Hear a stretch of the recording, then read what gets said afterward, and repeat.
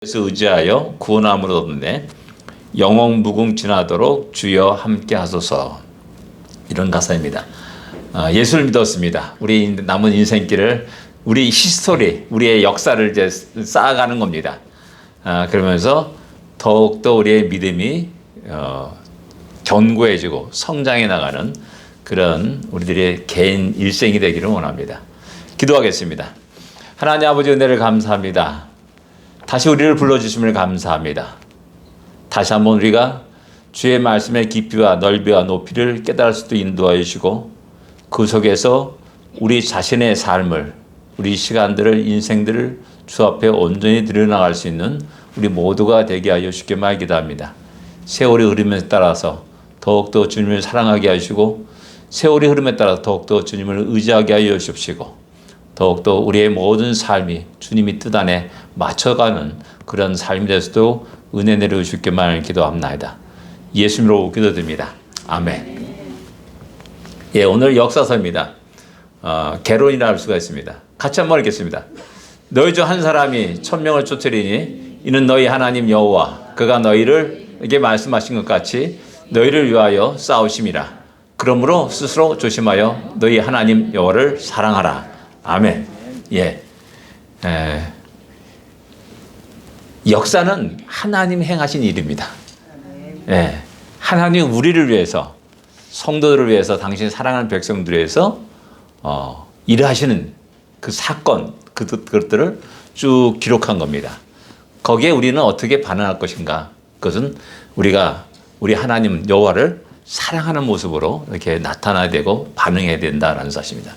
그럴 때 우리의 역사가 바른 방향에 바르게 서게 되고 또 그 역사를 이뤄가게 된다는 사실입니다. 예, 한번 또 이렇게 쭉 보겠습니다.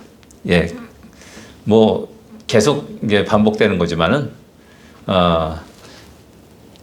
족장 시대 1880년 그때 이제 애굽으로 이제 이스라엘 야곱 가족이 이민을 갑니다. 이민을 갑니다. 그리고 1440년에 드디어 큰 민족이 되어서 출애굽을 하게 됩니다. 작게는 200만, 많게는 한 300만까지 가량 되는 그런 큰 민족 집단으로 이제 부흥하게 되고 발전하게 됩니다. 그리고 이제 1440년 광야 생활 끝나고 1405년에 가나안 땅에 진입하고 이제 정복 시대가 일어나게 됩니다. 그게 약간 좀 이상하게 됐습니다. 그 다음에 이제 사사 시대를 거쳐서 사울이 이제 1050년에 이제 사울이 왕으로 즉위하게 됩니다. 그래서 이제 통일왕국 시대가 120년 동안 이렇게 이루어지게 됩니다. 사울과 다윗과 솔로몬 이 시대. 그래가지고 이제 930년에 그 남과 북이 분열이 됩니다. 여기는 이게 왕국 분열 쪽에 숫자가 잘못되었습니다. 이런 모든 숫자들은 지난번에 개론을 했듯이 그 솔로몬이 왕이 즉위한 해가 BC 970년입니다. 그리고 4년에 성전을 건축하기 시작합니다. 그래서 966년에 건축하기 시작해가지고 그때가 애굽에서 나온 지 480년이라 라고 그렇게 말씀하기 때문에 거슬러 올라가지고 출애굽 연대가 1446년이 나오게 되는 겁니다. 그리고 그 이후에는 이제 우리 열왕기 상하를 보더라도 몇 년 통째하고 몇 년 통째 쭉 나오기 때문에 쭉 더해 가면은 그러면서 자연스럽게 그 연도가 쭉 그 다음 이어서 나오게 되는 겁니다. 이 거슬러 올라가면 전에도 말씀드렸듯이 태초 아담이 언제 지음을 받았는가 시작해가지고 전 역사를 갖다 다 연도를 추정할 수가 있다라는 겁니다. 예. 그 다음에 이제 분열왕국 시대에서 이제 이스라엘이 BC 722년에 아수르에서 멸망을 당합니다. 그리고 유다는 BC 586년에 바벨론에서 멸망을 당하죠. 그래서 이제 포로 시대가 이렇게 일어나게 됩니다. 그것이 한 예레미야 예언대로 70년이라고 말하는데 실제로는 70년이 안 돼요. 포로 생활 자체는 70년이 안 돼요. 근데 이제 580년에서 그때 성전이 다 회파되고 파괴되고 그래가지고 제2스룹바벨 성전이 재건됐을 때 그때가 딱 70년입니다. 그 기간이. 그래서 이제 그렇게 생각해가지고 포로 시대를 갖다 이렇게 잡는 사람도 있고 아니면 1차 여호와김 때 다니엘이 포로가 됩니다. 그때부터 시작해가지고 다시 포로로 돌아오는 그 시간을 또 따지면 70년이다라고 이렇게 얘기하는 겁니다. 그 다음에 포로 기한 시대가 좀 있다가 이제 드디어 이제 중간 시대, 말라기 이후에 중간 시대가 이렇게 일어나게 됩니다. 이게 대략적인 시대 개간입니다. 이건 늘 언제나 기본적으로 약간 좀 이렇게 집어넣고 있으면 좋겠습니다. 어떤 연도냐? 722년과 580년하고 다시 이제 536년에 다시 돌아오는 그 사건들을 좀 약간 기억하시고, 요 시대가 가장 그 선지자 활동들이 가장 왕성하게 활동했던 시대입니다. 그래서 우리 보듯이 이제 뒤에 나오는 선지서들이 대부분 요때 이제 기록되고 우리에게 알려지게 되는 그런 일이 있는 겁니다. 예. 그 다음에 역사서를 읽을 때 좀 깊이 생각해야 된다는데 그냥 생각해요. 그냥 고려해야 할 부분이 있습니다. 꼭 반드시 역사서를 읽으면서 이런 부분들은 우리가 놓치지 않고 꼭 이렇게 알아야 된다라는 겁니다. 제일 먼저 우리 세상 역사를 주관하시는 하나님임을 갖다가 항상 발견해야 됩니다. 찾아야 됩니다. 어떻게 보면 이제 겉으로 보면은 인간의 어떤 큰 권력 있는 사람이 어떤 일을 이뤄가는 것 같아요. 그러나 성경은 반드시 그 뒤에 그 속에 하나님 여호와께서 행하신 일이라는 사실을 언제나 항상 기록하고 있습니다. 대표적인 게 뭐냐면은 왕을 세우시고 폐하시는 일들입니다. 하나님이 유다의 왕 사울도 폐하시고 다윗을 세우시고, 그 다음에 북쪽 이스라엘 왕국의 모든 왕들을 왕조를 폐하시는 그런 일들이 열왕기서에는 자주 기록되고 있습니다. 하나님이 이 세상 역사를 주관하고 계시는구나.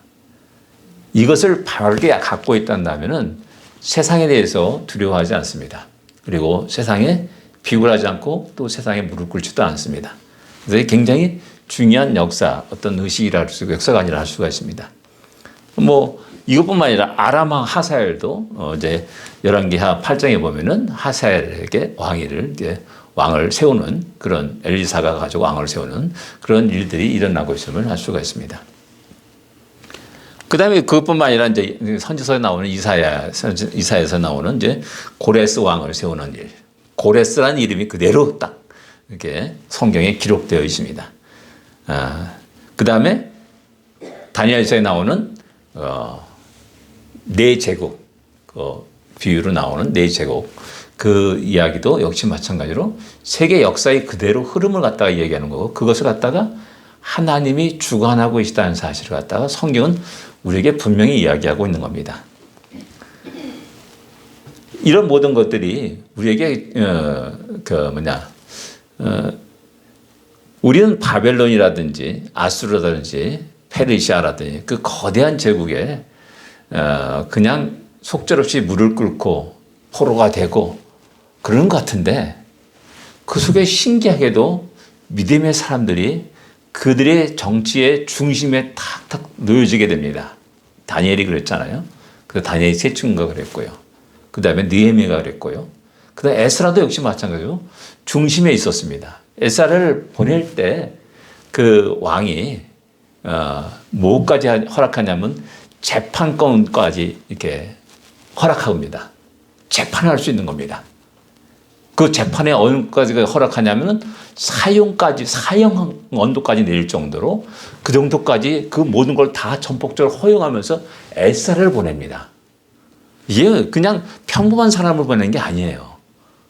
그 정도로 그 나라의 핵심 중심 인물에는 항상 믿음의 사람이 있었다는 사실을, 그리고 큰 영향력을 끼쳤다는 사실을 우리에게 성경은 이야기하고 있는 겁니다. 그 다음에 이제 역사의 중심이 무엇이냐, 무엇을 중심으로 기록하고 있느냐라는 겁니다.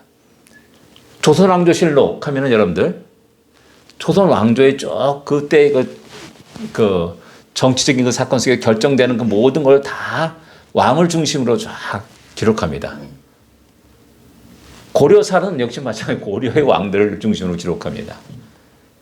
승정원 일기는 또 다른 목적을 가지고 또 독특한 그 기록 문화를 보여주고 있지 않습니까?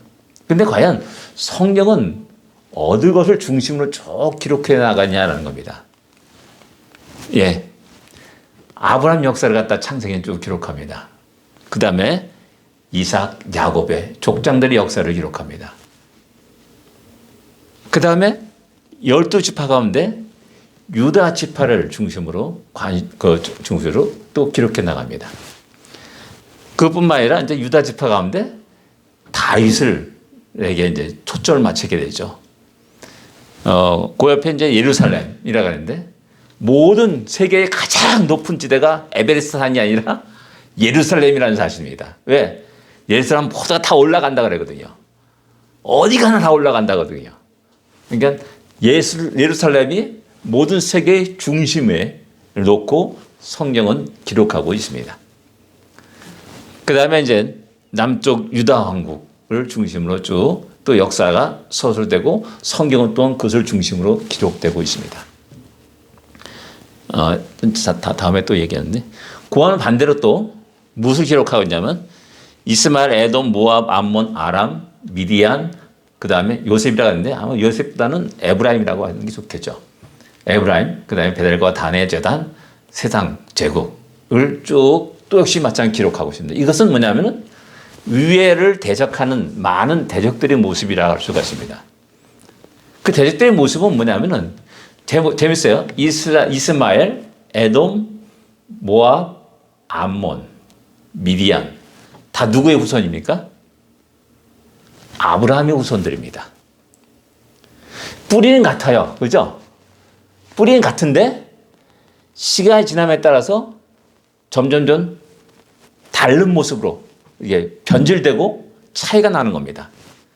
근데 남쪽 유다 왕국과 또 다윗과 그 계통들은 나름대로 끝없이 계속해서 종교개혁이 일어나면서 본래 하나님 뜻을 찾아가는 역사를 갖고 있습니다. 근데 이제 밑에 있는 이스마엘 그런 역사들은 점점점 시간이 가면서도 하나님 본래의 뜻을 전부 다 잃어버리고 점차 우상을 만들어가는 역사를 갖게 되고요.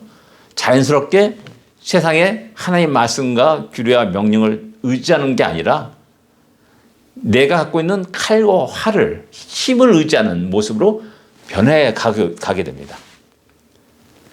왜 에브라임 지파를 얘기했냐면은 에브라임 지파가 북쪽 이스라엘 왕국의 중심 지파입니다.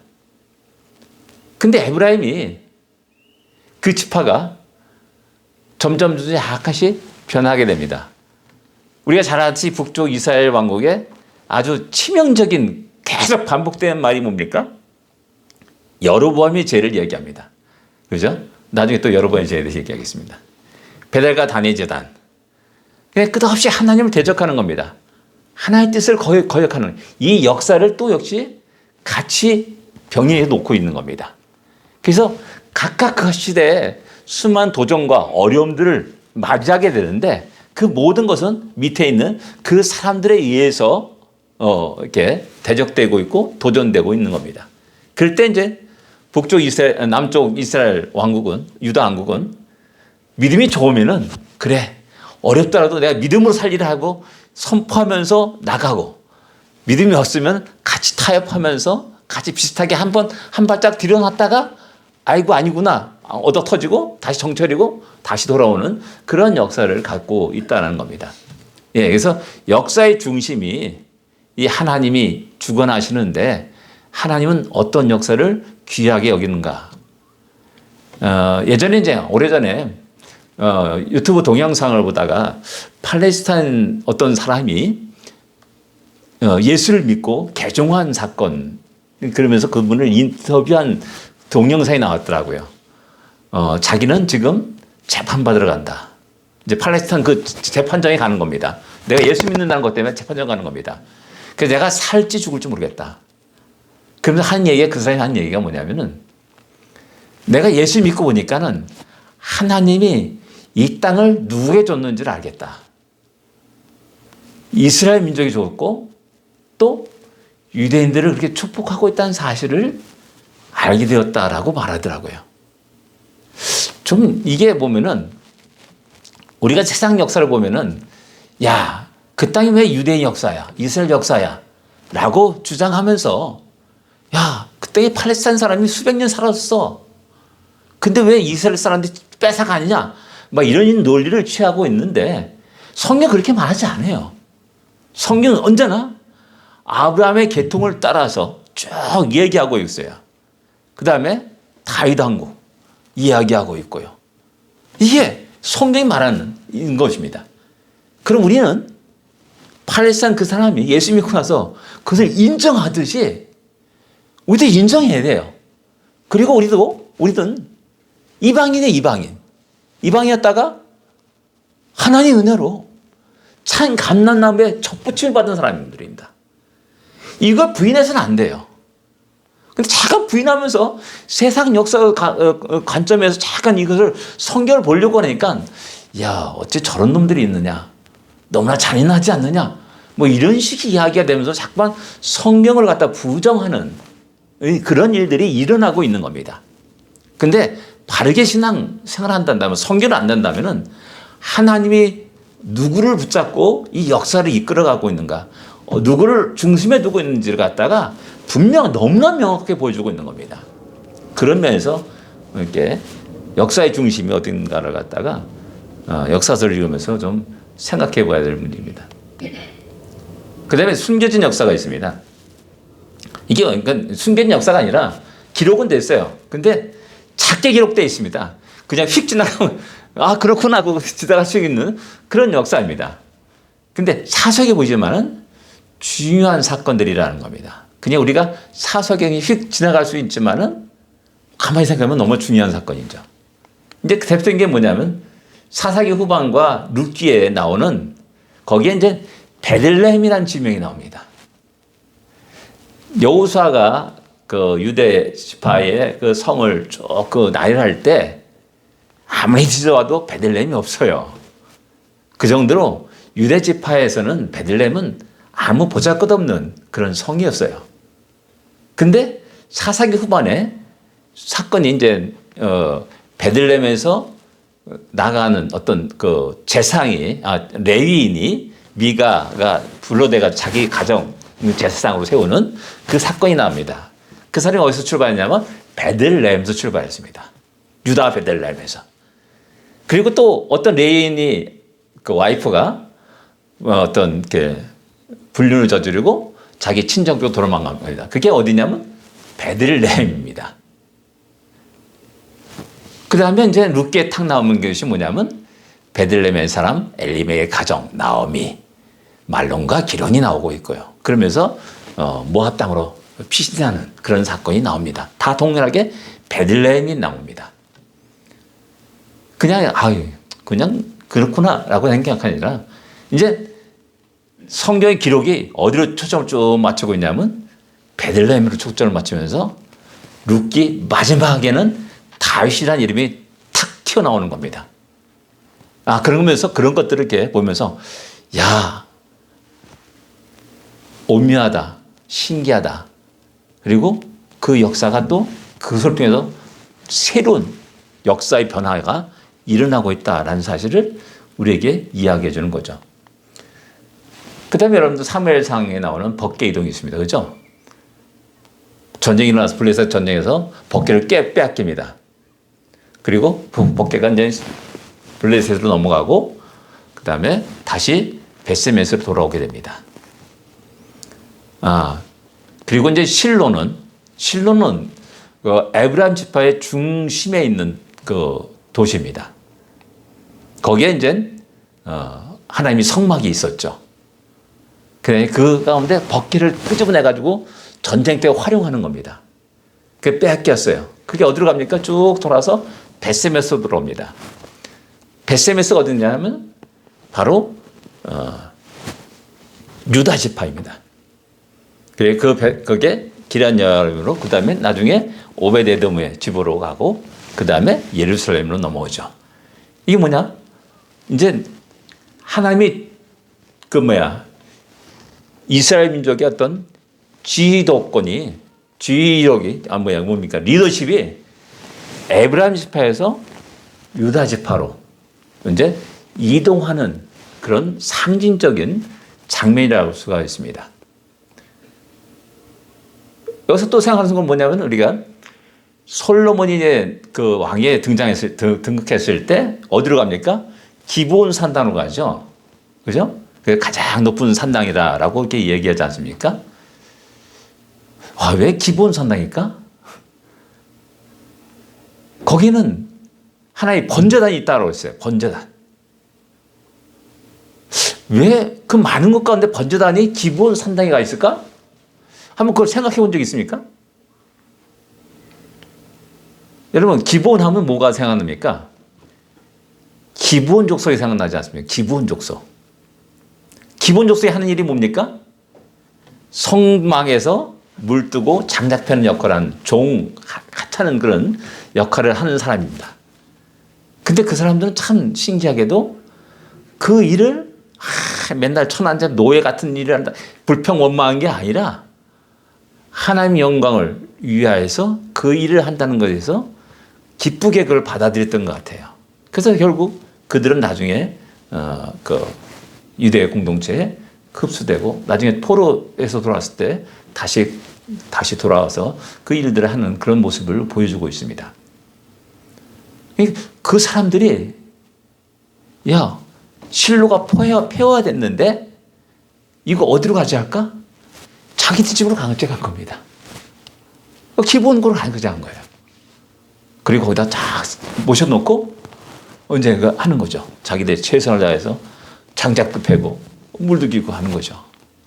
그런 모습을 보면서 리더십이 이동하였구나라는 사실을 이렇게 알 수가 있습니다.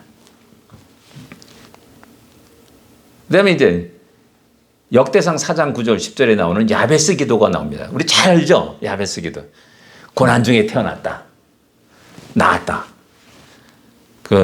내 지경을 넓혀주소서. 그리고 내 근심이 없게 해주소서. 했더니 하나님이 들어주셨다. 이렇게 얘기해서 우리는 야베스 기도를 너무나 좋아합니다. 우리 입장에서 이제 내 형편에 딱 맞는 기도. 그래서 우리가 액자에도 걸어놓고 야베스 기도를 이렇게 보죠. 근데 한번 캐시마크를 붙여보시죠. 그게 지금 역대상 1장부터 9장까지 다 족보입니다. 족보 얘기입니다. 족보 얘기면 족보를 하다가 4장 9절 10절에 딱 나와가지고 야베스라는 사람이 툭 튀어나오고 그 다음에 그가 고난 중에 나왔다라고 툭 얘기 나오고 그러니까 태어나서 그의 기도와 결론을 다 얘기합니다. 1, 2절에. 왜 이걸 이렇게 기록했을까? 전혀 그 앞뒤 상황과는 전혀 맞지 않는 거예요. 누구를 낳고 누구를 쫙 이런 식이 나와야 되는데 야베스 딱 들어가서 그런 자세한 태어나서 기도한 내용들을 들어주신 내용을 딱 기록하고 있습니다. 왜 그럴까? 캐슈마크를 붙여보시죠. 이 야베스의 인생이 야베스 삶이 이스라엘 역사를 이야기하는 그대로예요. 역대기를 주제라고 말할 수가 있는 겁니다. 역대기 주제. 그들이 어려울 때마다 하나님께 나아갔습니다. 고난을 받았죠. 그럴 때마다 하나님이 그들의 기도를 들으셨습니다.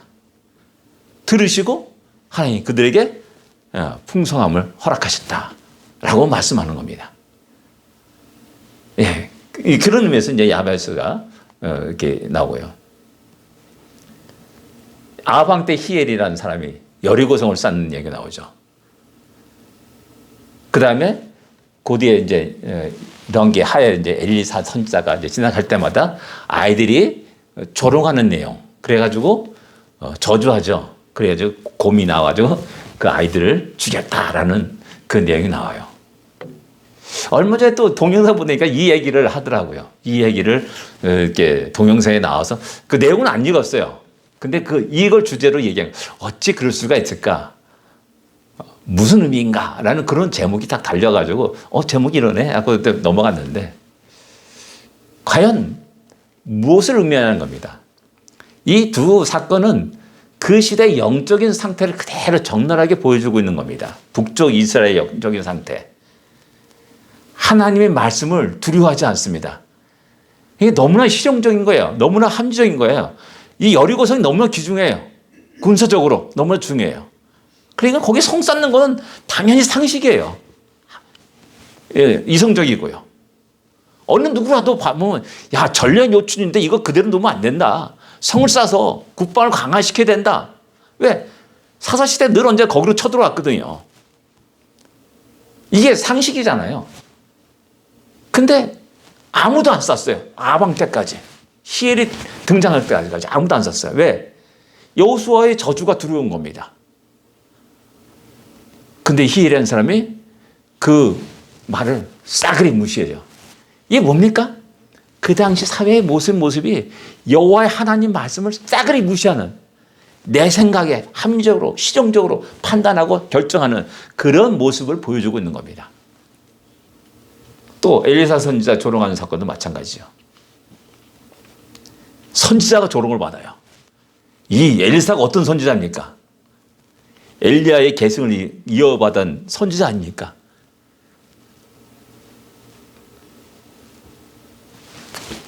기록한 게 그 기적의 역사가 엄청 많지 않습니까? 근데 아이들이 조롱합니다. 여기다 아이들이 표현은 그냥 국민학교 한 2, 3학년짜리 아이들이 막 아무것도 모르고 막 그런 게 아니에요. 한 고등학생 이상 되는 그런 청소년들, 영도 약간 판단력 있고 그런 사람들, 그런 아이들이 엘사를 조롱하는 겁니다. 그 사회가 그 정도까지 누구나 다 할 수 있는 엘사 선지자를 마음껏 조롱하는 그런 모습을 성경 기록하고 있는 겁니다.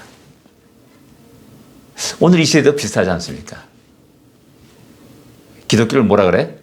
개독교라고 말합니다. 개독교. 마음껏 조롱합니다. 두려움 몰라요. 이 조롱하는 이후에 자기들이 자기 닥칠 그 두려움을 전혀 몰라요. 그냥 저 사람이 그런 말 하니까 나도 그런 말을 하면서 막 신나게 조롱하고 멸시하고 그래요. 성도들을 멸시하고 교회를 멸시하고 조롱하고 하는 그런 사회적 풍조가 대한민국에 점점 가득 차게 넘치는 겁니다. 과연 이런 시대를 갖다 이런 사회를 갖다가 하나님이 기쁘게 받으실 거냐는 겁니다. 그렇다면 이제 상당히 우리가 정신을 번쩍 차려야 되고 이런 현상이 더 확대되지 않도록 우리가 기도하면서 또 어떤 여러 가지 방법을 강구해야 될 필요가 있는 겁니다. 잘못하면 다 멸망당하는 거죠. 그다음 이제 베델의 선지자 사건과 요시야 왕의 개혁 사건들을 이렇게 기록하고 있습니다. 잘 알죠? 야, 그 선지자는 그 왜 속여가지고 말이야. 그 베델 선지자 그 베델의 단을 갖다가 저주한 그 사람을 갖다가 살짝 데려다 먹이고 막. 이건 좀 그렇지 않는가? 그 베델의 선지자는, 그 늙은 선지자는 나름대로 이게 진짜 하나의 뜻인가 궁금한 겁니다. 너무나 괴로운 겁니다. 이스라엘 역사를 보면서 지금 나타난 여러 가지 현상들을 보면서 영적인 모습을 보면서 한탄하지 않을 수 없습니다. 과연 하나님 살아계시는가? 하나님 과연 이 역사를 그대로 둘 것인가? 이런 퀘션 마크를 붙이게 되는 겁니다. 근데 어떤 선지자가 유다에서 와가지고 베델의 잔을 저주하는 겁니다. 그 데려와죠. 그리고 살짝 속여가지고 야, 나도 선지자야. 하나님 너를 데려오라 그랬어. 하고 데려와가지고 밥 먹이고 보냅니다. 여기까지는 아무것도 안 해요. 신경 안 썼을 겁니다. 근데 가가지고 사자에 죽음을 당해요. 어이? 하나님 말씀이 진짜구나. 라는 사실을 깨닫게 되는 거죠. 그리고 자기를 죽으면 그의 무덤에 같이 함께 넣을 것을 갖다가 합장할 것을 얘기하죠. 그리고 훗날 몇백 년이 지난 다음에 요시야 왕이라는 사람이 툭 등장합니다. 이런 모든 것들이 작은 것 같지만 앞에 나온 작은 사건들은 어떤 징조가 되는 겁니다. 그 역사의 징조가 되고 그것이 그대로 나중에 이루어졌다는 사실을 갖다 성경 우리에게 이야기합니다. 그래서 오늘날 우리 삶 속에 나타나는 어떤 작은 것들, 사소한 것들, 그런 것들도 약간 한번 다시 달리 생각해 볼 필요도 있습니다. 세계 강대국 중심의 역사가 아니라 작고 힘없는 하나님의 백성의 역사를 기록했다. 뭐 성경에 보면 뭐 알렉산더 어쩌고 나폴레옹 어쩌고 이런 게 없습니다. 그죠? 세계 영웅 호걸들의 역사가 기록되지 않습니다. 어쩌면 그것보다는 저 변방에 진짜 아무도 관심 두지 않는 이스라엘 역사, 유대인의 역사를 갖다가 기록하고 있는 겁니다. 근데 그게 그냥 무시할 역사가 아니라 하나님 함께하는 역사예요. 그 역사가 전 세계에 지대한 엄청난 큰 영향을 끼치고 있어요. 제가 늘 종종 얘기하는 게 이제 대장금 있잖아요. 대장금. 중종 때 사건입니다. 장금이란 작은 연약한 여자가 주인공입니다. 대장금이란 그 드라마를 보면 누굽니까? 그 대장금 이영애가 주인공입니다. 돈도 제일 많이 받았습니다. 왕인 중종은 엑스트라입니다. 성경은 그렇게 기록하고 있어요. 작고 보잘것없는 우리들을 주인공으로 기록합니다. 그리고 세상 강대국인 왕들, 제국들은 엑스트라를 기록하고 있는 겁니다. 이게 하나님이 보시는 관점입니다. 그 관점 속에 우리에게 자부심이 있어야 됩니다. 멋진 우리들의 인생입니다. 멋진 교회고요. 그런 것들을 한번 생각해 볼 필요가 있다는 사실입니다. 그래서 이것을 갖다 좀 한번 생각하면서 역사서를 읽으면 또 새롭게 또 재미있게 느끼는 여러 가지가 있을 겁니다. 예, 각 시대들이 우리가 족장시대 뭐 있고요. 요 족장시대의 중요한 사건은 이제 하므라비 법전이 요 시대에 나오는 겁니다. 우리 잘 알다시피 하므라비 법전. 이게 우리가 성경에 나오는 바벨론 하는 것은 신바벨론을 말하는 겁니다. 신바벨론. 하므라비 법전은 하므라비는 고대 바벨론의 왕입니다. 요 이제 하므라비 법전이 이제 어떤 연구자들은 이제 성경의 어떤 율법과 비교해 가지고 뭐 비슷한 것이 많다 뭐 이런 식으로 쭉 이야기하는 사람도 있습니다. 그러니까 요 시대에 이제 셈족의 대이동이 일어납니다. 그래서 아마도 이 셈족의 대이동 속에 함께 아브라함의 가정도 함께 쭉 이동했을 것이다라고 우리가 추측할 수가 있고요. 이 셈족이 드디어 이제 애굽으로 진격해가지고 애굽에 힉소스 왕조를 세우게 됩니다. 그런 역사가 이 시대에 일어나게 돼요. 성경은 이제 창세기에 이제 자세하게 기록되어 있습니다. 그 다음에 우리 애굽의 시대, 노예 시대입니다. 1800년부터 1446년도 이렇게 얘기합니다. 중요 사건은 이제 애굽의 입장에서 보면은 정변이 일어나서 힉소스 왕조가 쫓겨나게도 멸망당합니다. 완전히 쫓겨납니다. 1570년인가 1500년대 BC 1500년대 70년대인가 그때 힉소스 왕조가 완전히 쫓겨납니다. 그게 이제 18왕조 때 이야기입니다. 새로운 왕조가 요셉을 알지 못하는 새로운 왕조가 등장하면서 민족 말살을 갖다가 시도를 하게 되죠. 유대 민족을 말살하는 그런 일들을 시도합니다.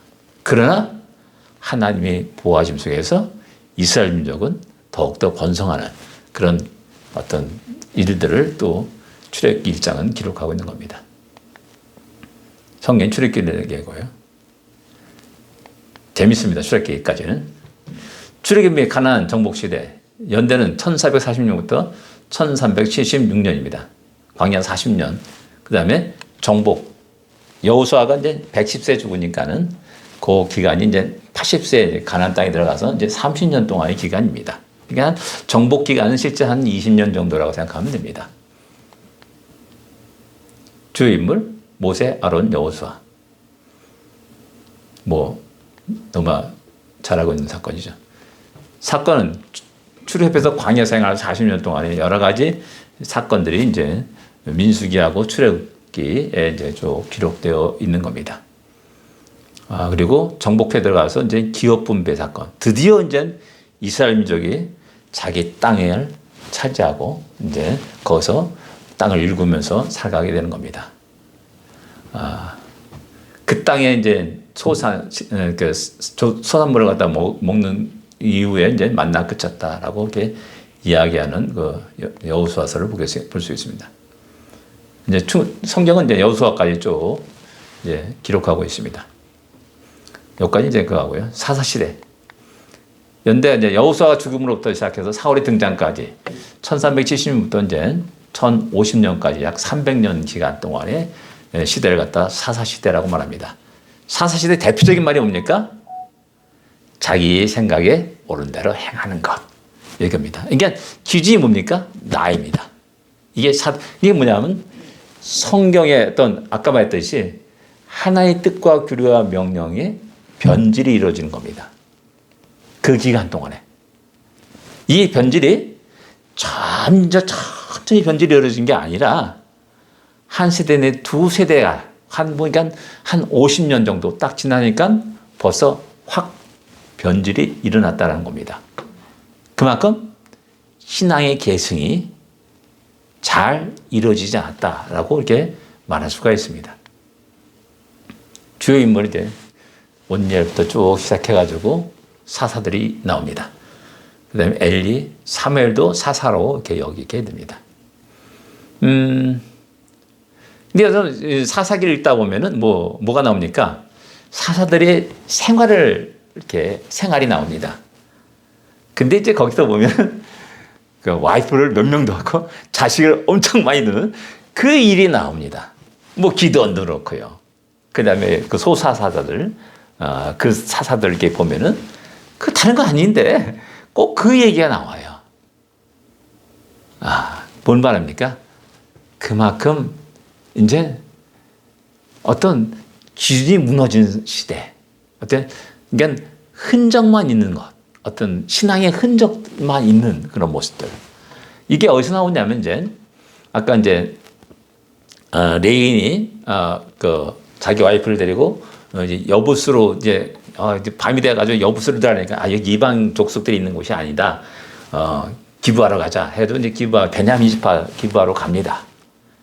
그래서 이제 나라에 세웠으니까는 앉아 있습니다. 근데 어느 누구도 그 사람을 자기 집으로 모셔 들어가는 사람이 없는 겁니다. 율법에는 나그네를 대접하라 그러거든요. 데려와가지고 먹여야 되는 거예요.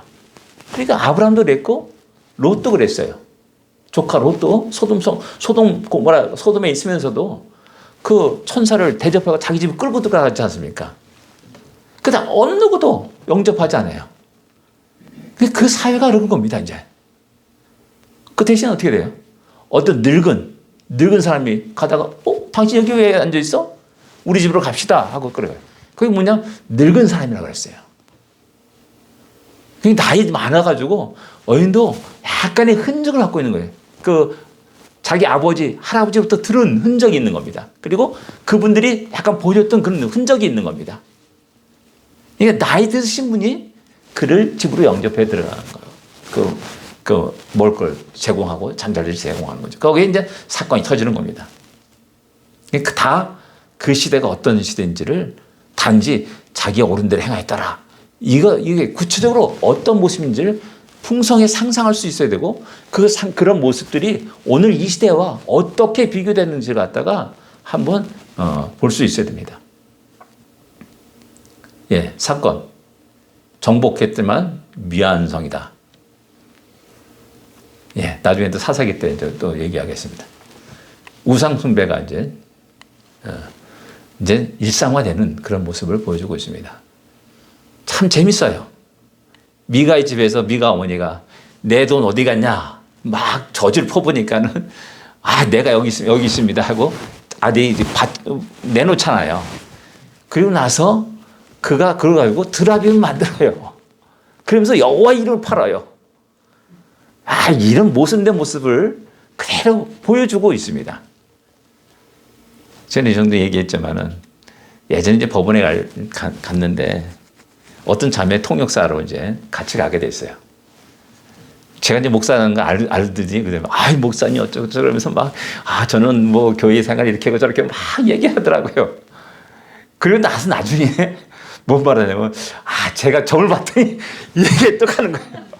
와, 너무나 황당해가지고 이게 뭐냐면 우리가 이런 속에서 살아가는 게 이제 사사시대인 거예요. 여호와 이름을 말해요. 신앙생활을 말해요. 그러나 그 기준이 성경 말씀이 아니에요. 완전히 다른 성경과 다 덮어놓고 자기 식대로 믿고 나가는 겁니다. 자기 식대로. 이렇게 하면 하나님이 더 좋아하실 거야. 저렇게 하면 하나님이 나에게 복을 주실 거야. 이런 식의 생각을 가지고 살아가는 겁니다. 근데 성경을 펼쳐보니까 전혀 다른 겁니다.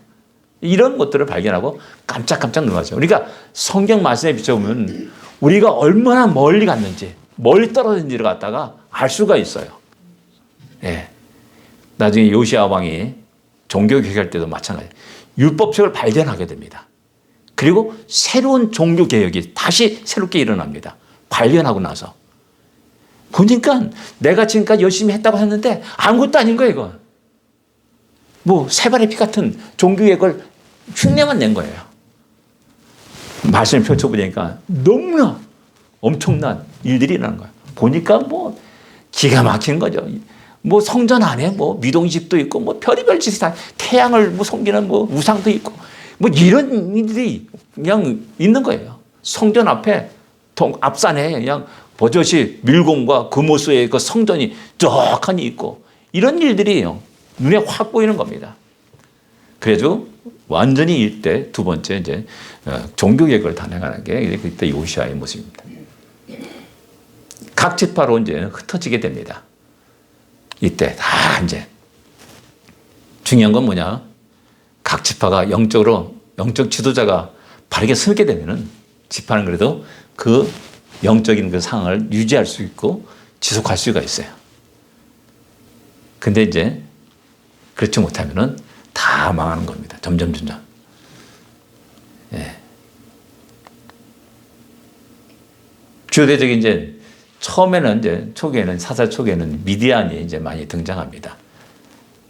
예. 그다가 이제 후반 삼손 그때 가서 이제 드디어 블레셋이 기록되고 있습니다. 그러니까 어떤 대적인 모습도 이제 변화했다라고 이렇게 말할 수가 있습니다. 사사기와 사무엘상을 보게 되면 아주 자세하게 나타나고 있습니다. 통일왕국 시대입니다. 120년간의 시간입니다. 사무엘, 사울, 다윗, 솔로몬, 나단, 갓, 사독. 나단은 우리 잘 알죠. 갓은 잘 모르죠. 갓 선지자는 어떤 역할을 했냐면은 다윗이 모압에 피했을 때 여기 있으면 안 됩니다. 유다로 돌아가시오. 다윗에게 권합니다. 그래서 다윗이 모압에서 다시 유다 강야로 돌아오는 그런 역할을 했던 사람이 갓이고요. 근데 나중에 이제 인구조사 했을 때 당신이 세 가지 중에 하나 택하시오. 해가지고 그 찾아온 사람이 이제 갓 선지자입니다. 갓 선지자 그 다음에 잘 안 탄다. 근데 이제 나단 선지자는 그 아들이 그 다음에 계속해서 솔로몬 시대에 계속 어떤 역할을 하고 있는 것을 이렇게 기록되고 있습니다. 사건은 이제 영토 확장, 성전 건축, 영적으로 최전성기다. 그 다음에 이제 대적들을 중요한 겁니다. 블레셋, 아돔, 모압, 아람을 정복했다는 겁니다. 그 전에 맨날 얻어터졌어요. 저들한테 맨날 얻어터졌어요. 이것도 그냥 한번 통 빠진 게 아니라 시대도 얻어터졌어요. 계속. 근데 이제 이 통일왕국 시대에 접하면서 특별히 이제 다윗 시대 때 이들 전부 다 정복을 하고 그들을 그들에게 이제 조공을 받고 하는 그런 일들을 이제 하게 됩니다. 성경은 사무엘상하, 열왕기상, 역대상의 상하에 기록되고 있습니다. 역대상하라니까 여러분 하까지 다른 게 아니라 역대상 그 전반부가 이제 그런 내용입니다. 대부분의 지혜서가 이때 기록되었다. 시편, 잠언, 전서, 아가서. 욥기를 캐시마크했는데 욥기는 어떤 사람들은 이제 가장 오래된 성경이다라고 말하는 사람도 있어요. 근데 이제 기록된 것은 이제 아마 솔로몬 시대일 거다라고 이제 이야기하는 겁니다. 제가 늘 얘기하지만은 이때가 우선 이미 BC 970년에서 30년 그때 시대입니다. BC 930년으로 우리나라의 역사를 쭉 거슬러 올라가면 어느 시대입니까? 없어요. 기록조차도 없어요. 단지 중국 사서에 언제 뭐 당군왕 그 조선이 세워졌다 뭐 그런 기록이 있을 뿐입니다. 동이족에 대한 기록이 있을 뿐입니다. 참 이걸 보면서 야 시편, 잠언, 전도서, 아가서 지금 이 시대에 읽어도 앞으로 2000년 후에 사람들이 이것을 읽어도 너무나 훌륭한 책인 겁니다. 저는 전설 읽으면서 너무나 깜짝 놀랐고요. 내가 왜 살아야 되는지, 가장 나의 목적이 무엇인가를 갖다가 이제 전서 12장에 이리격을 다 들었으니 라는 그 말씀으로 제가 그거구나라는 사실을 이제 확실하게 이제 알게 되었고 그랬던 그런 계기가 있었습니다. 예, 통일한국 시대, 그 다음에 분열한국 시대가 나옵니다. 남쪽 유대 왕국은 이제 580년까지 좀 약간 길게 갑니다. 북쪽 이스라엘 왕국은 722년에 멸망을 당합니다. 그 다음에 사건, 이제 분열이 됩니다. 북쪽 이스라엘은 우상 숭배, 배달과 단에 이제 금송아지를 만들죠. 그리고 남쪽은 이제 종교 개혁이 일어납니다. 아사 왕 때, 여호사밧 왕 때, 요아스 왕 때, 요아스 왕과 이제 그 다음에 이제 손자 때까지 계속 이제 하나님을 섬기는 경외하는 마음으로 나타나죠. 그 다음에 히스기야 왕 때 또 일대 개혁이 일어나게 되고요. 요시야 왕 때 개혁이 일어납니다. 종교 개혁이라는 것을 생각할 때 사람들은 새로운 것을 이렇게 생각하는 경우가 있습니다. 근데 종교 개혁이라는 것은 뭐냐면 본래로 돌아간다는 겁니다. 본래. 우리가 말하는 개혁은 다 뜯어 고치는 게 아니라 본래로 돌아가는 겁니다. 본래 어디로? 하나님의 말씀으로 돌아가는 겁니다. 하나님의 명령과 규례와 그 뜻을 따르고 다시 돌아가는 겁니다. 새로운 것을 만든 게 아니에요.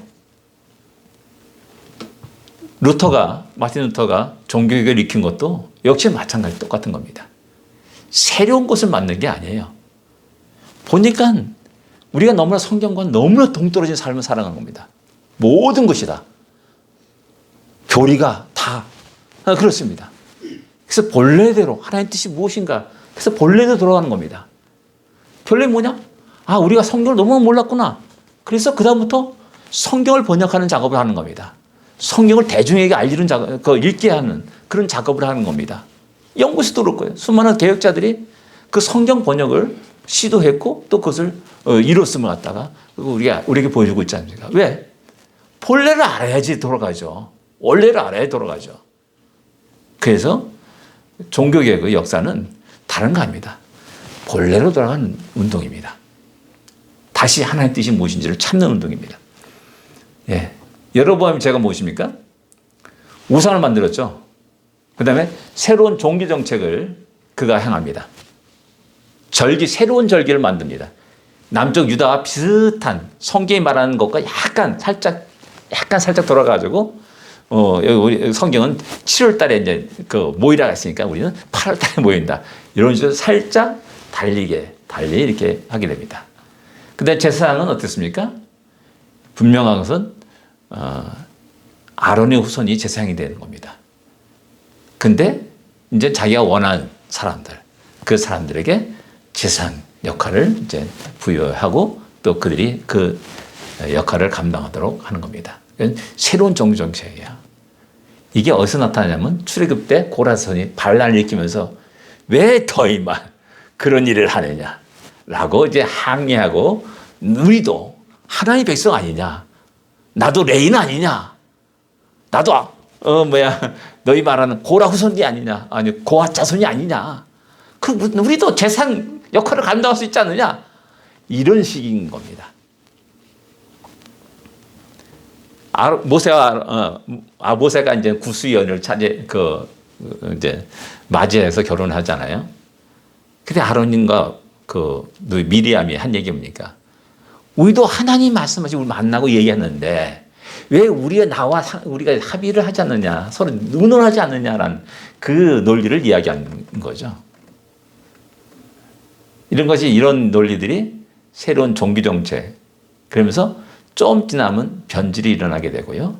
좀 지나면 완전히 다른 모습으로 나타나게 되는 것이죠. 예. 그 다음에 이제 국경 봉쇄를 이제 단행하죠. 우리나라 남북이 단절되었듯이 다시는 예루살렘으로 갈 필요가 없어. 가지 마. 국경을 봉쇄해버립니다. 그 대신 이제 북쪽에 있는 많은 재산가 레인들이 남쪽으로 내려가지고 르호보암을 도와서 남쪽 유다가 몇 년 동안 번성하는 그 일이 일어나게 됩니다. 주요 대적들이 이제 드디어 이제 여기서 아까 이제 통일한국 시대 그때 다윗 왕 때부터 시작해서 이제 아람이 등장합니다. 아람. 그 전에는 이제 아람은 거의 사사 시대는 아람이라는 그게 없었어요. 근데 이제 통일한국 다윗 왕부터 시작해서 아람이 이제 대적으로 등장하게 되고 이 분열한국 시대에 끝없이 이스라엘 괴롭힌 자들이 이제 아람이었다는 사실입니다. 그 다음에 애굽이 이제 쳐들어오기도 해가지고 르호보암 때 싹 그 성전의 금은 보석들 전부 다 삭들이 가져가는 그런 일들이 일어납니다. 아수르, 바벨론, 페르시아 나오죠. 바사왕. 다 세계 대제국의 모습이 이제 드디어 여기서 등장하게 됩니다. 주요 인물. 르호보암, 여로보암, 엘리사, 예레미야, 이사야 쭉 수많은 선지자들이 여기서 이제 활동하게 됩니다. 특별히 이제 마지막 말년에 이제 왕국의 끝 무렵에 이제 멸망당할 즈음에 많은 선지자들이 나타나 등장하게 됩니다. 그런 의미에서 하나님은 우리에게 가장 어려운 시대도 말씀하고 계시다는 사실입니다. 버리지 않고 네 멋대로 살아. 난 아무 관심도 없어. 이렇게 버린 게 아니라 그다시 보냅니다. 듣든 안 듣든 또 보냅니다. 이게 이제 하나님의 모습이고 말씀입니다.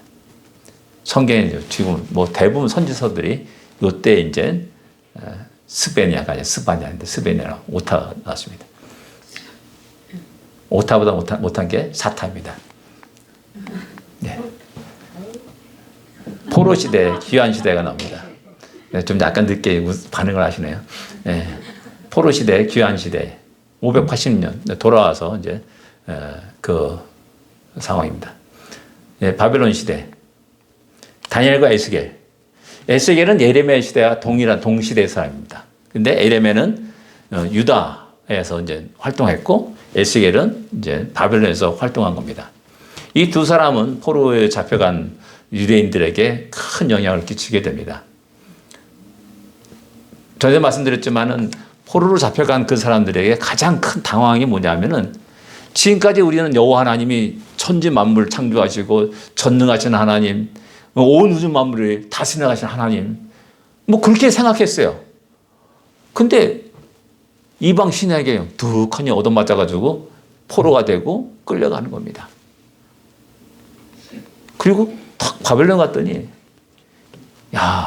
솔로몬 성전이 가장 화려하고 위대한 줄 알았는데 바벨론 왕궁이라든지 성전 이방 신전을 보니까는 솔로몬의 성전은 너무 작고 보잘것없는 겁니다. 화장실 같은 조그만 초라한 그런 모습인 겁니다. 그걸 보면서 문화적 충격을 받는 겁니다. 문화적 충격. 자연히 어떻게 됩니까? 그들이 강대함을 배우려고 하겠죠. 그들이 힘을 배우려고 하고 그들이 과학 문명을 배우려고 하게 됩니다.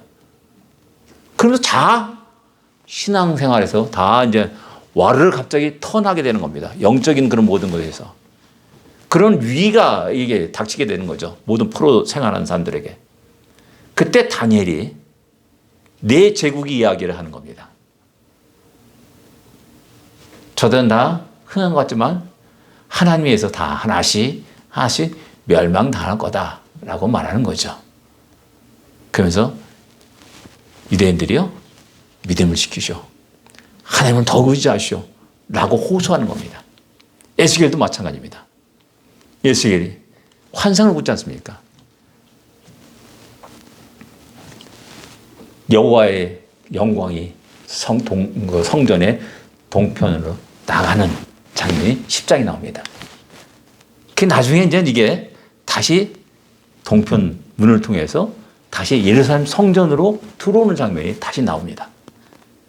그 중간에 30장에 마른 뼈가 살아나는 그 환상을 보여주고 있고요. 그 다음에 또 나중에 이제 성전이 다시 재건되는 그 측량돼가지고 성전의 모양을 또 이스라엘 백성들에게 이야기해주고 있습니다. 이런 것들을 이야기하면서 그의 메시지는 뭡니까? 하나님의 메시지는 뭡니까? 여전히 하나님은 이 세상 주관자다라는 겁니다. 여전히 하나님은 너희들을 향한, 우리를 향한 계획이 있다는 사실을 갖다가 이야기하는 겁니다. 에스겔이 예루살렘에 남아있는, 비록 그 포로가 안 돼가지고 가난하고 뼈를 불려오는 사람이 남아있잖아요. 그 사람들이 희망을 걸었습니다. 저들이 남은 자다. 근데 환상을 보니까 어떻게 돼요? 하나님 동편산을 떠나서, 영광이 떠나서 바벨론을 가는 겁니다. 아, 여기 남아있는 우리가 하나님의 계획 안에 있는 사람들이구나. 그 사실을 알게 되는 거죠. 이사야 선지자가 말한 남은 자. 남은 자가 바로 이 바벨론에 지금 포로 생활하고 있는 우리들이구나. 라는 사실을 에스겔을 통해서 그들에게 메시지 전해진 거죠. 이 두 사람은 그런 의미에서 굉장히 큰 역할을 하는 겁니다. 페르시아 귀환 시대에 귀환하게 되죠. 3차에 걸쳐 귀환하게 돼요. 성전을 재건하게 됩니다. 에스라, 느헤미야, 에스더, 학개, 스가랴, 말라기. 쭉 이제 이 사건이 기록되고 있습니다. 그 배경이 이 책에 기록되고 있습니다. 아까 말했던 에스라, 굉장히 중요한 역할을 한 사람입니다. 어떤 사람들은 뭐 구약 성경 전체를 에스라가 다 이제 모으고 편집하고 뭐 이런 식으로 이제 얘기하는 사람들도 있습니다. 헬라 시대가 나옵니다. 드디어 이제 수전절인데 이때 나오게 됩니다. 에스더 그 서인은 이제 불임절이 나오게 되고요. 그 다음에 로마 시대 기원전 63년에 예루살렘이 멸망당합니다. 그리고 하스모니아 왕가가 멸망당합니다. 누가 보면 시몬 할아버지가 나오지 않습니까? 예수님이 성전에 올라왔을 때, 그 부모들에 의해서 이제 정결 예식을 치러 올라왔을 때 시몬이 안고 이제 그 하는 장면이 나옵니다. 이 시몬이라는 사람은 나이가 많다면은 어쩌면은 하스모니아 왕가의 그 기억이 있는 사람입니다. 그리고 드디어 하나님 약속한 그 메시아가 자기 눈에 탁 나타난 겁니다. 이게 그냥 짤막한, 그 누가 보면 짤막한 기록이지만은, 뭐, 너무나 엄청난 그런 그 사건을 탁 기록해 놓은 겁니다. 그게 하스모니아 왕가가 멸망당하면서 그 흔적이 어디서 나오는 신약시대에 이제 사도행전에 나오는 아그리빠 왕에서 나옵니다. 아그리빠 왕 1세, 그 다음에 2세, 나중에 바울이 여러 이제 총독과 이제 그 했을 때 자기 재판장에 서가지고 자기 이제 예수를 믿게 된 간증을 하는 그런 장면이 이제 사도행전에 나오는데, 후반전에 나오는데, 그때 이제 아그리빠 2세입니다. 그 사람이 바로 하스모니아 왕가의 핏줄인 겁니다. 헤롯 왕의 에돔 족속으로서 왕이 되는 것이 정통성이 없습니다. 그러니까 헤롯 왕이 취한 정책은 뭐냐면 성전을 증축하는 겁니다. 스드룹바벨의 그 시대에 세워진 성전은 그 굉장히 작고 터가 작고 그래가지고 굉장히 많은 어려움이 있었죠. 그래서 대규모 토목 작업을 하면서 그 성전 터를 갖다가 왕창 넓히게 되는 것이죠. 지금 서쪽 벽에 남아있는 그 성벽이 그때 그 성벽인 겁니다. 그래서 이스라엘 백성들이 지금도 그 땅에 그곳에 가지고 지금 기도하고 있는 거고요. 그런 겁니다. 그리고 이제 그의 손자가 아그리파 1세입니다. 아그리파. 그 미리암, 그 하스모니아 왕가의 공주하고 결혼하게 되죠. 그래서 아들 낳는데 그 아들을 죽여버리죠. 엄마하고 죽여버려요. 그 아들이 이제 아그리파 1세가 되는 겁니다. 그리고 그 아들이 2세가 돼가지고 아그리파 1세는 이제 갑자기 충이 먹어갔다 이렇게 그 사동이 갑자기 죽어버릴 하나님에서 죽임을 당하는 그런 일들이 일어나게 되는 겁니다. 예. 이게 이제 쭉 대략적인 역사의 흐름입니다. 예. 그걸 보면서 이제 성경을 좀 재미있게 읽었으면 하는 바람이고요. 중요한 질문. 우리가 처한 삶은 현실은 어떠한가? 우리는 이 성경을 보면서 오늘 이 시대의 영적인 그 흐름들을 이제 파악할 수 있어야 됩니다. 분별력이 있어야 됩니다. 그것은 뭐냐면 전에 아까 말했습니다. 여호와 하나님 말씀의 규례와 명령. 그것을 얼마나 알고 있느냐는 겁니다. 그럴 때 선지자들 보니까는 이 율법이 잘 시행되지 않아요. 그걸 보면서 질타하는 거죠. 하나님의 진노를 이해하게 하는 겁니다. 그냥 내 기분에 이게 좀 약간 잘못된 것 같아. 내 감정이 잘못된 것 같아. 이 시대에 뭐 잘못된 이게 아닙니다.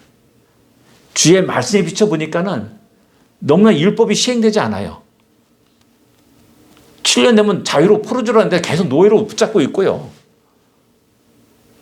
돈을 꿔주면 이식을 받지 말라 그러는데 엄청난 고리대금을 받고 상대를 갖다가 완전히 노예로 만들어버리고 하는 이런 일들이 막 일어나는 겁니다. 그를 질타하는 겁니다. 선지자들이. 율법이 시행되지 않는 그 현상을 보면서 그 사회를 질타하는 거죠. 백성들을 질타하는 거고 지주자들을, 재상들을 질타하는 겁니다.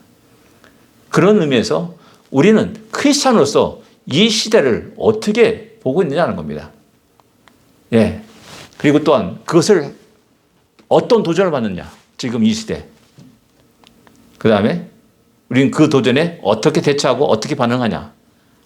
이것이 우리 크리스찬들이 우리 스스로의 마음에 질문을 던져야 되는 겁니다. 역사서를 공부하면서 질문을 해야 되는 거예요. 그 다음에 대처하는 정석이 있는가?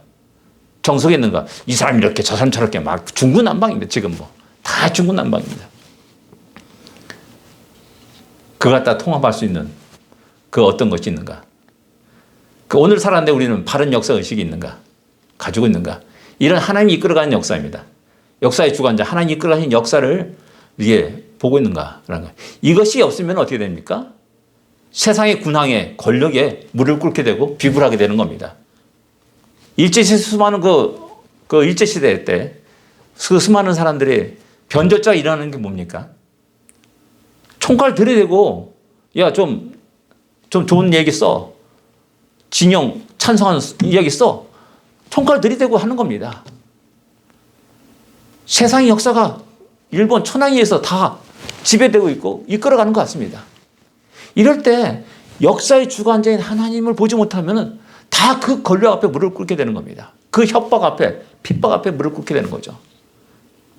우리는 고신고대라고 말하지 않습니까? 위대한 교단인 겁니다. 신서참배의 그 엄청난 그 억압 속에서도 절대 우상숭배하지 않는다는, 나의 생명을 걸고 우상숭배하지 않는다는 그런 각오로 감옥에 하고 죽음을 당한 그 사람들이 모여가지고 추록해가지고 이룬 그 교단인 겁니다. 저는 처치 오브 크라이스트 그리스도교에서 신앙생활하고 세례받고 이렇게 왔어요. 제가 장로교를 다녀본 적이 없어요. 20년 예수 믿기까지 장로교를 다녀본 적이 없어요. 근데 왜 제가 장로교 목사가 됐습니까? 가가지고 고신교단을 본 겁니다. 역사를 본 겁니다. 제가 역사를 참 좋아해요. 야, 너무나 멋진 교단인 거예요. 뭐 속으로는 어떻게 되는지 그 인간적인 냄새가 있기 때문에 뭐 그렇지만은 그것은 분명한 겁니다. 역사의 주관자가 하나님이라는 사실을 알고 어떤 세상의 풍파와 협박과 어떤 핍박 속에도 그 하나님만 의지하고 살아가는 우리가 되야 됩니다. 역사의 방향, 하나님 이끌어가신 역사입니다. 아까 말했듯이 하나님은 당신이 사랑하는 백성들을 중심으로 역사에 이끌어갑니다. 하나님 이 시대도 하나님 당신의 사랑하는 교회와 성도를 중심으로 이 역사를 이끌어간다는 겁니다. 이 의식이 없다면은 우리는 언제나 세상에 부러워하고 아우 세상이 너무나 화려하고 자꾸만 세상을 빠져들어가는 거죠. 내가 하나님의 역사의 중심이 있다. 우리 교회가 하나님의 역사의 중심이 있다라는 그 의식을 좀 가졌으면 하는 바람입니다. 영적 판단. 예, 마찬가지입니다. 과연 이 영적 판단, 시시때때로 우리는 과연 바르게 분별하면서 내 순간순간에 반응하고 있고 바르게 반응하고 있냐라는 거죠. 예, 기도하겠습니다. 하나님 아버지 은혜를